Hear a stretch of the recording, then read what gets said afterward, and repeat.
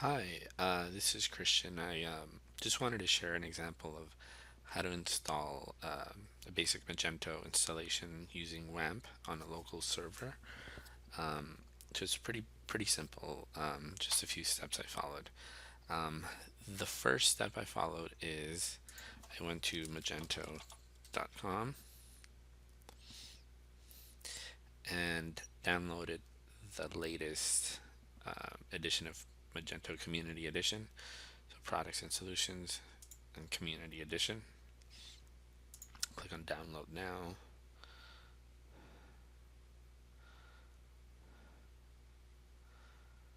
It's waiting for that to load. Let's see. Okay. So look here you see the new 2.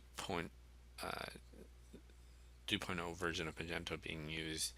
But since I'm going to be installing the older version of Magento, which is the 1.9 version, I'm going to go to Release Archive. And if you scroll down far enough, you'll see the latest Magento Community Edition 1.932. So you just select your format, and you hit download. It'll it'll download a nice little package for you to use, so you can install Magento on your local machine or on a live server if you wish. For this example, I'm going to be doing it on WAMP. So I had already configured WAMP on this computer. Um, so let me go to the WAMP folder. Try to get over here. So I have my WAMP folder, and then I go to the www. I would recommend first of all deleting when you first install WAMP. There's a couple of files here, like an index file that could conflict when you extract the Magento um, tar file that I was just showing previously. So I would recommend deleting it.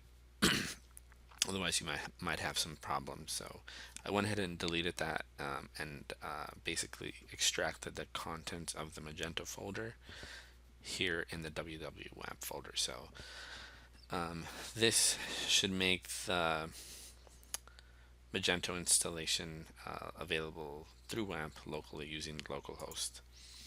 So I'm gonna go ahead and do that just to show you. Um, so I have it running on port 8080. Again, sometimes with WAMP, by default, it tries to use port 80, but the HTTP service on the computer usually is using that. So I just changed it to 8080 and no problems. So here it's just going to take you to through the basic installation process of Magento. So I'm just going to agree to the terms and conditions. Click OK. This all looks correct. Default currency, US dollar. Okay, so here it's going to ask for a database over here, which we haven't created yet, but I'm going to be showing you here in a moment how to do that real quick. So since I am running it on WAMP, I'm going to access PHP my admin. It's also running on port 8080. By default, the username is going to be root for a fresh installation, and the password is going to be blank. So I'm just going to create a new database, and we're going to call it Magento test, and we're going to create. So now we have this database, and I'm going to want to add a user so we can access. So I'm going to add, I want to privileges and add a user. Since this is just a test account, I'm just going to call him user one. I'm going to leave the hostname blank. That's going to be a local host, so no need to fill anything out there. Password, I'm going to say password one. Obviously, if you're doing this on a live server, you probably want to use something a little bit more complex, but for this purpose, this should work fine. So I'm gonna grant all privileges for this particular database. So this looks fine. So I'm just gonna hit go. Let's not save that. Okay, so now we have user one with a password of password one, and the database is going to be Magento test. So we're gonna type in the name here, Magento test user one password one. We're not going to use a table prefix. Generally for security, you usually want to use that.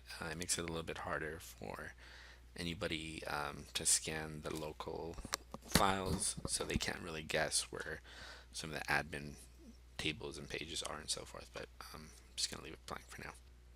Okay, so now that we have the Magento test database, the username one, and the password of password one, we're just going to have to change something here. So this will not work, at least with WAMP when I tried it. I did read on a Stack Overflow article that it's going to want to specify the actual IP address for localhost.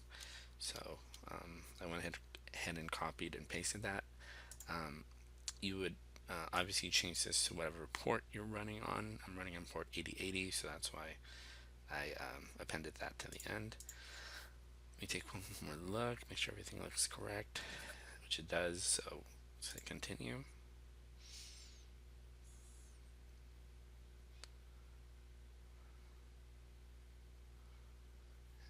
And it's just processing some data here.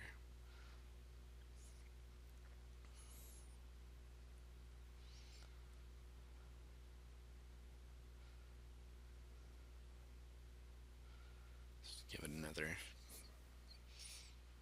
few seconds, hopefully, and we should be up and running.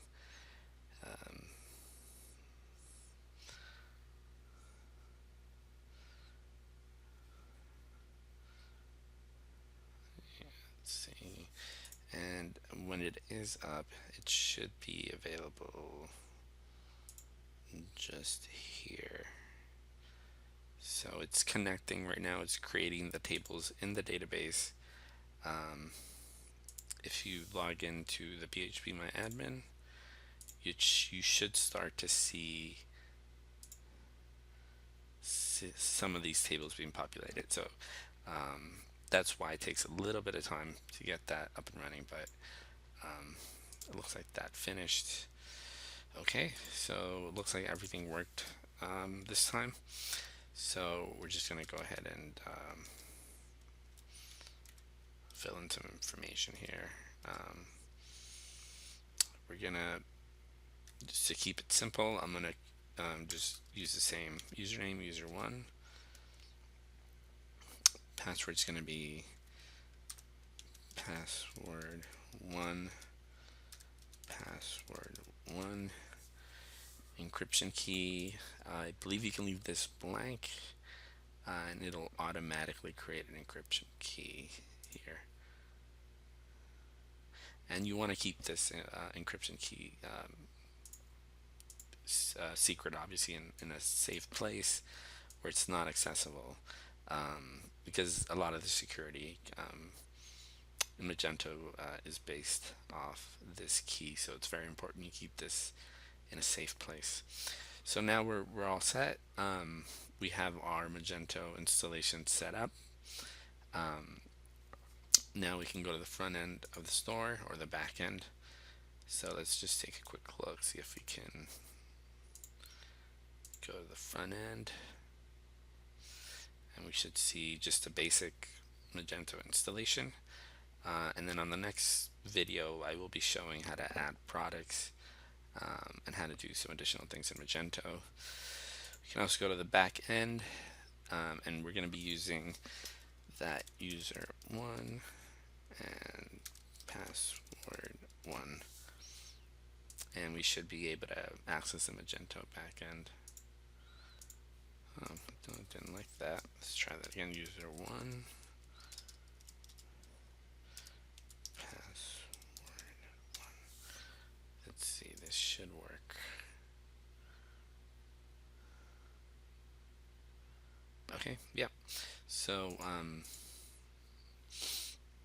so this is it for this video. I hope you enjoyed it, and I will be making another video to add some additional data to test with. So hope you enjoyed it, and I'll see you in the next video.